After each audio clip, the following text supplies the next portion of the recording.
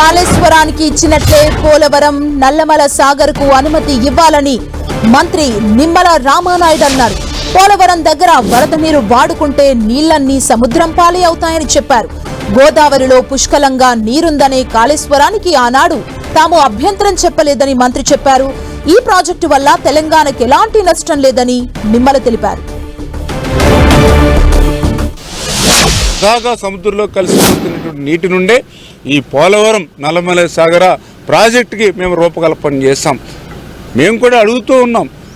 ఆ రోజు రాష్ట్ర విభజన జరిగిన తర్వాత కూడా కాళేశ్వరం ప్రాజెక్టుకి అంటే గోదావరికి ఎగువన కాళేశ్వరం ప్రాజెక్టుకి రాష్ట్ర విభజన తర్వాత ఏ రకంగా అనుమతులు ఇచ్చారో అదే రకంగా పోలవరం నల్లమల సాగర్కి అనుమతులు ఇమ్మని కోరుతూ ఉన్నాం.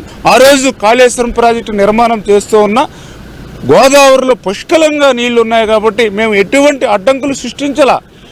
అందుకనే ఈరోజు కూడా మళ్ళీ చంద్రబాబు నాయుడు గారు చెప్తూ ఉన్నారు, ఈరోజు పోలవరం నల్లమల సాగర్ ప్రాజెక్టు పూర్తయి అటు రాయలసీమ ఆంధ్ర ప్రయోజనాలు తీరితే నీళ్లు మిగిలితే తెలంగాణ కూడా ఉపయోగించుకునేటువంటి సౌకర్యం ఉంటుందని, అంటే ఈ రకంగా రెండు రాష్ట్రాలు బాగుండాలి, తెలుగు జాతి బాగుండాలి అనేటువంటి ఆలోచనతోటే ఈరోజు ఇక్కడ ప్రభుత్వం పనిచేస్తున్న విషయాన్ని మీ ద్వారా ఈ సందర్భంగా తెలియజేసుకుంటూ ఉన్నాం.